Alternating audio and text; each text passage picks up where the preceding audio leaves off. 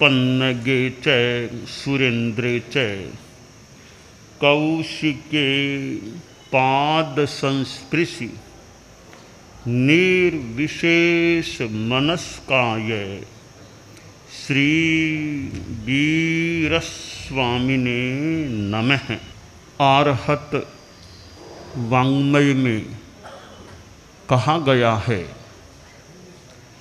को हो पी इंग पणाशेई माणो विनय नाशनो माया मित्ताणि नाशेई लोहो या लोभो सब विनाशनो आश्रय। हमारे भीतर कसाय हैं,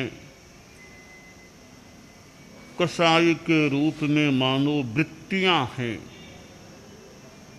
हर जीव में कसाय हो जरूरी नहीं है।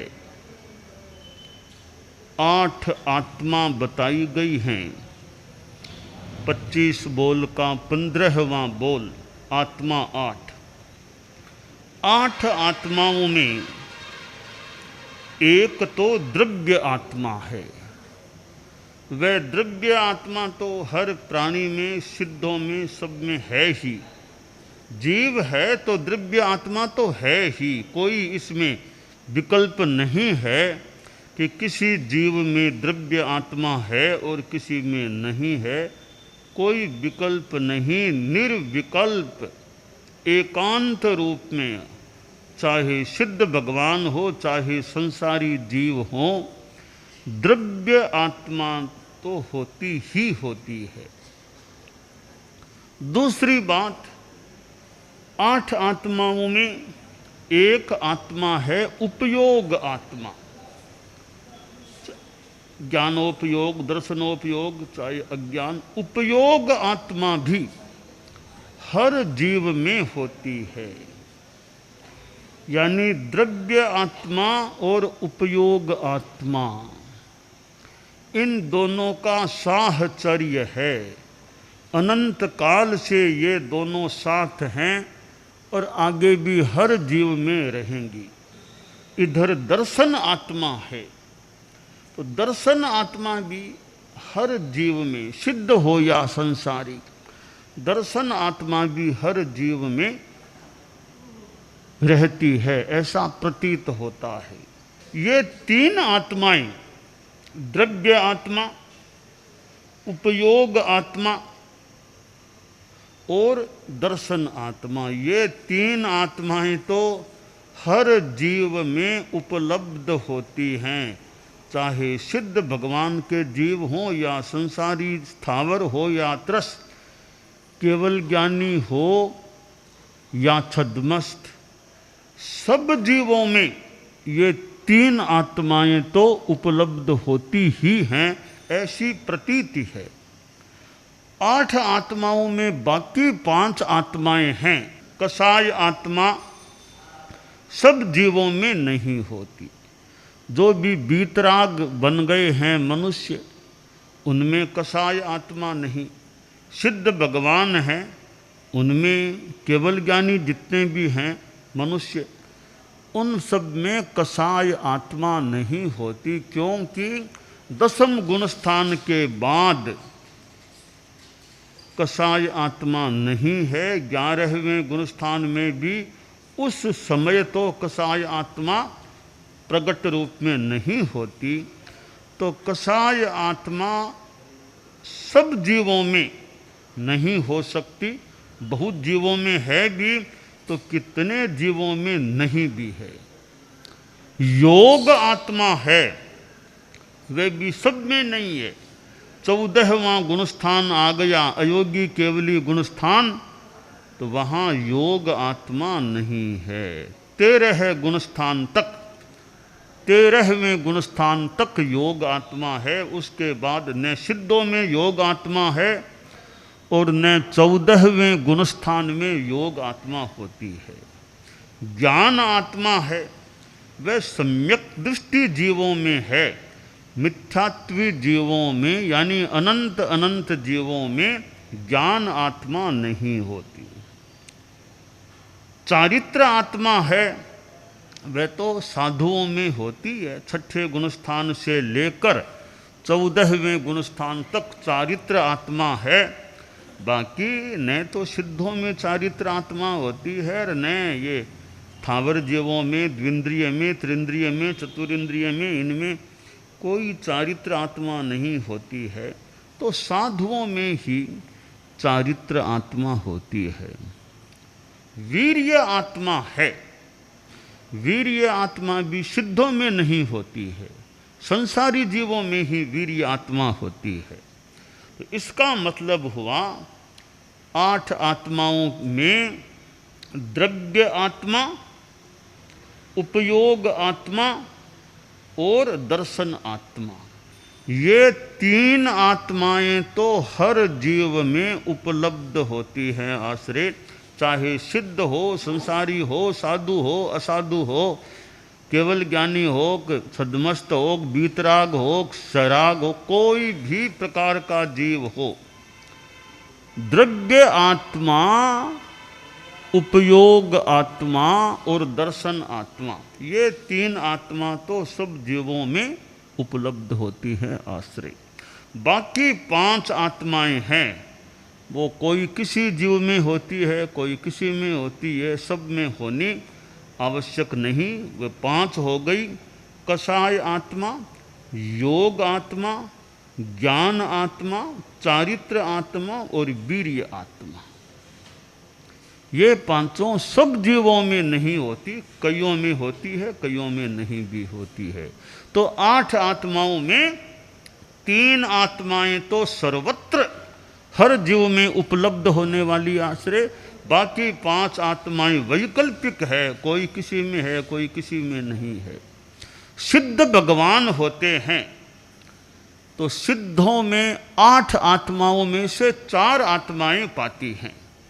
द्रव्य आत्मा 3 तो वो हो ही गई, 3 तो मैंने पहले ही बता दी, सब में है। द्रव्य आत्मा, उपयोग आत्मा, दर्शन आत्मा, एक ज्ञान आत्मा। और ये सिद्धों में 4 आत्मा, यानी यूँ समझें 8 आत्माओं में सबसे कम आत्माएं सिद्धों में 4 आत्मा। बाकी संभवतः कोई भी संसारी जीव नहीं होता इसमें 6 आत्मा से कम आत्मा पाती हो। सिद्धों में केवल 4 आत्मा, 3 तो जो है ही सर्वत्र वाली, एक ज्ञान आत्मा और है। तो ये 8 आत्माएं हैं। इनमें कषाय आत्मा भी एक है और 10वें गुणस्थान तक कषाय आत्मा है। तो कषाय 4 होते हैं, कोह, मान, माया, लोभ। ये गुस्सा, अहंकार, माया, लोभ, जो क्रोध है, मान है, माया, लोभ, ये 4 कषाय हैं। अब ये कषाय कभी तो भीतर में पड़े रहते हैं और कभी ये उभरते हैं, प्रकट होते हैं।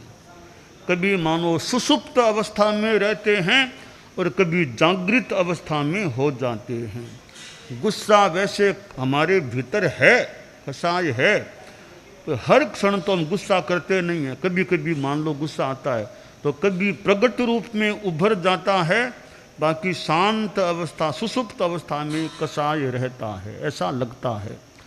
तो गुस्सा भी कषाय है।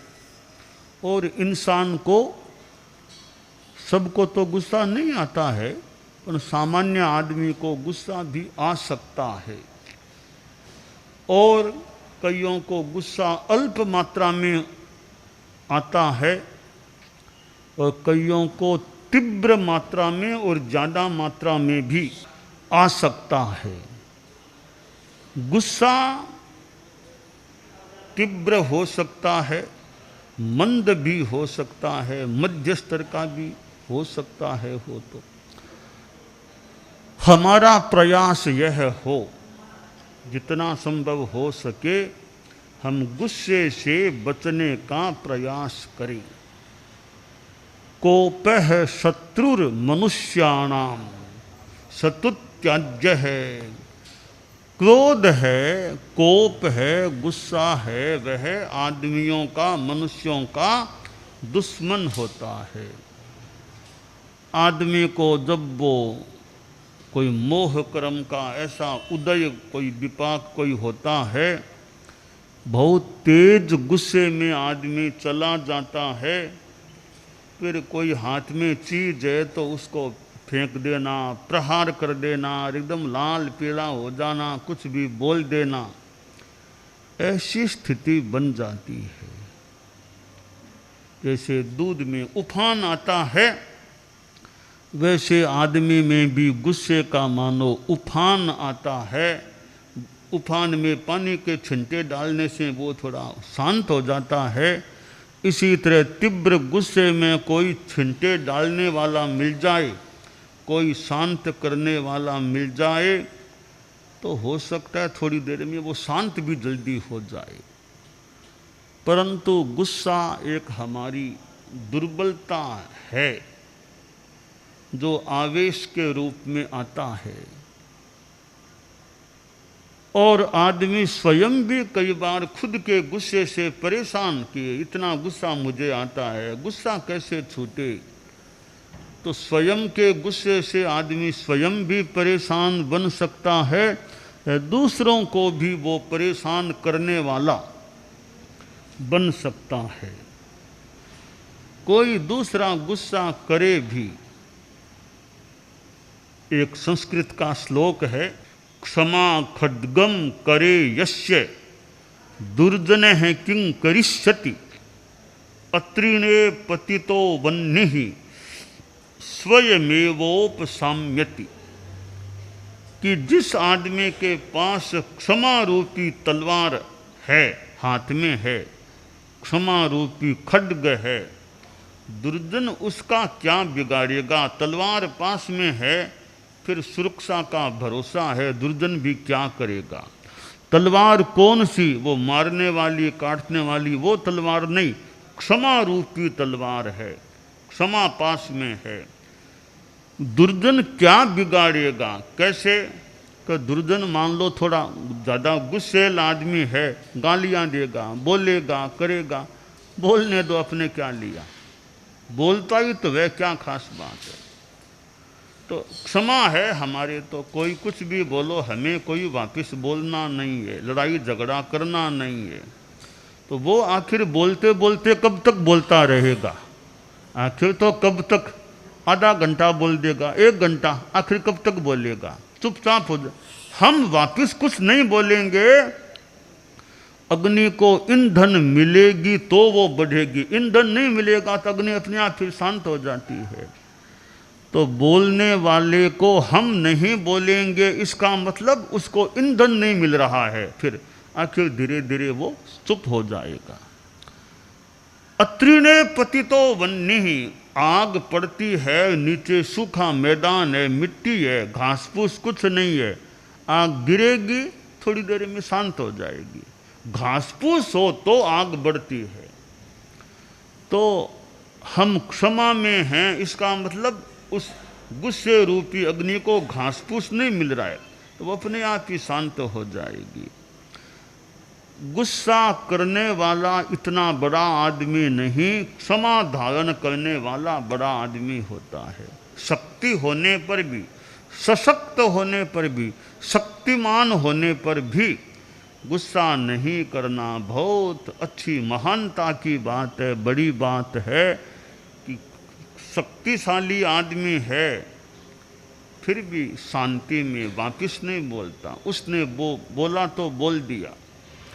ऐसी साधना हमारी पुष्ट होनी चाहिए कि शक्तिमान होने पर भी हम क्षमावान रहें। ज्ञाने मौनम क्षमा शक्तौ, शक्ति होने पर क्षमा रखो, ज्ञान होने पर भी मौन। पांडित्य है फिर भी दिखावा नहीं करना अपने। ज्ञाने मौनम, ज्ञान होने पर भी चुप रह जाना, और शक्ति होने पर भी क्षमा रखना, यह एक महानता की चीज हो जाती है। तो गुस्सा आदमी का दुश्मन है। हमें गुस्से से बचने का यथासंभव यथोचित रूप में प्रयास करना चाहिए। आप लोग गृहस्थ हैं, व्यापार धंधा भी गृहस्थ लोग करते हैं, समाज में भी रहते हैं, और भी लेन देन बातचीत का काम पड़ सकता है। आप परिवार में रहने वाले हो सकते हैं, तो परिवार में हैं वहाँ भी ज़्यादा गुस्सा करेंगे तो कठिनाई पैदा हो सकती है। परिवार में 2, 4, 5, 7, 8 मेंबर साथ में रहते हैं, तो अगर ज़्यादा वो फालतू सा गुस्सा करते रहेंगे, बार बार बोलना, तो परिवार के लोगों में थोड़ी अप्रीति हो सकती है। काम करने वाले कहते हैं कभी थोड़ी देरी हो गई, थोड़ी सी देरी कर दी, आपने बरसना शुरू कर दिया, देरी कर दी, तो वो कितने बार यूँ बरसते रहेंगे, तो फिर उनका मन भी थोड़ा हतोत्साहित सा हो सकता है। तो कहीं सहन करना होता है, कहीं बड़ों को भी, बड़ों का बड़प्पन है कि वो भी सहन करें कि मैं घर में बड़ा हूँ, तो आप बड़े हैं, ठीक है, आपका बड़ा है, स्थान अच्छा है, पर बड़े को भी कई बार होठ सींकर के रखना पड़ सकता है। तो बड़ा है वो अपना बड़प्पन रखे, इसमें उसकी गरिमा है, ठीक है। कभी कहना भी हो सकता है तो सहना भी चाहिए, कभी कड़ाई तो कभी नरमाई, कहीं कड़ाई कहीं नरमाई, केवल कड़ाई करते रहेंगे तो पता नहीं फिर परिवार के लोगों में क्या मनोभाव। तो कड़ाई कभी कभी करनी पड़े, मान लो कभी कहना पड़े, कभी भी ऐसा, कभी थोड़ा सा उलाना भी मान लो देना पड़ गया, पर वो दिन भर कड़ाई तो शांति भी रखो, नरमाई भी रखो। इसलिए हमें वो शांति रखने का, शांति में रहें, कहना हो तो भले कह सकते हैं, कहने की बात कहनी भी चाहिए मौके पर आदमी को। कुछ नहीं कहेंगे तो फिर रामराज बरतेगा, सब चलेगा, तो कहना भी चाहिए। कभी टोकना भी हो सकता है, टोकना रोकना वो भी मौके पर स्थिति देख करके, और यूँ रखनी चाहिए शांति। देखिए कि आदमी को सहना चाहिए है, मौके पर कहना चाहिए, सहना चाहिए, मौके पर कहना चाहिए, है शांति से रहना चाहिए। तो कहना भी है तो मौके पर कहो, कोई बात नहीं, नहीं कहेंगे तो फिर परिष्कार कैसे होगा।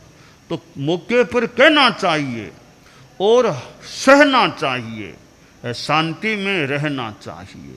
यह परिवार का एक सूत्र है, 3 सूत्र हैं एक व्यावहारिक जीवन में अच्छे परिवार का। जो परिवार के मुखिया लोग होते हैं, ससुर है, पिता है, भी दादा है, कि छोटों को मान लो तो ठीक है, कि पहली बात मान लो सहना चाहिए, दूसरी बात मौके पर कहना चाहिए, तीसरी बात शांति से रहना चाहिए। रहो शांति में। वृद्धावस्था आ गई, अब तो और ज़्यादा ही शांति रखें। भी 80 आ गए, 82 आ गए हैं, अभी परिवार को मौके पर सलाह कुछ कहना, शिक्षा देना मान लो हो जाए, तो बाकी भाई अब बेटा है, फिर उसके बेटे हैं, तो मैंने तो अपना मौके पर कहना कह दिया, बाकी अपना धर्म ध्यान जितना उसमें भी टाइम लगाऊं। अब बाकी क्या करना क्या नहीं करना का भी वो जाने। अब उनको कह, जैसे मान लो कि परदादा बन गया, दादा बन गया, मान लो, आखिर आदमी दादा भी कभी परदादा भी बन जाता है। अब भी छोटी मोटी बातें उनको वो जाने। अब मैं तो कोई विशेष बात हो तो बता दूं, बाकी अब वो जाने। इतने बरस काम देख लिया, कोई सलाह देनी हो तो मान लो देनी पड़ सकती है। बाकी हर काम में बीच में तो फिर उनके भी डिस्टर्बेंस कहीं हो सकता है। तो कहना चाहिए, सहना चाहिए, मौके पर कहना चाहिए, शांति से रहना चाहिए। जब कहने के दिन हैं तो भी शांति रखें। पिता है, बेटे हैं और उनको संभालना है, कभी कहना भी चाहिए मान लो, पर साथ में सहना भी चाहिए, शांति में रहना चाहिए, अशांति नहीं करनी चाहिए। परिवार में कोलाहल कलह है वो नहीं होना चाहिए। तो कोप है शत्रुर मनुष्याणाम, कोप है, गुस्सा है, यह है मनुष्यों का शत्रु है। तो परिवार में भी शांति रखें। व्यापार में आप लोग दुकान में, ऑफिस में वहाँ हैं, तो वहाँ भी नौकर चाकर और मैनेजर काम करने वाले हैं, तो कहने की बात तो मान लो कहनी होती है कभी, पर वहाँ भी शांति रखें। शांति, जो बात शांति से बोल सकते हैं उसमें गुस्से में क्यों बोले? शांति से कहने से काम हो सकता है, तो गुस्सा क्यों, क्या गुस्सा क्यों करें? फिर हम शांति में रहो, कोई बात शांति से कह दो। ज़्यादा कोई टाइम मान लो तेजी में बोल दिया, बाकी आदमी जितना शांति में रहे। तो परिवार में, एक व्यापार में, एक समाज की मीटिंग हो, अपनी शांति से कहने की बात शांति से। तो ये गुस्सा हमारे लिए शत्रु है। हम गुस्से से बचने का यथोचित यथासंभव प्रयास रखें, यह काम्य है। दानान शठम अभयपयाणम सच्चे सुया अणवज्जं वयन्ति तवे सुया उत्तम बंभचेरम लोगुत्तमे समणेनाय पुत्र।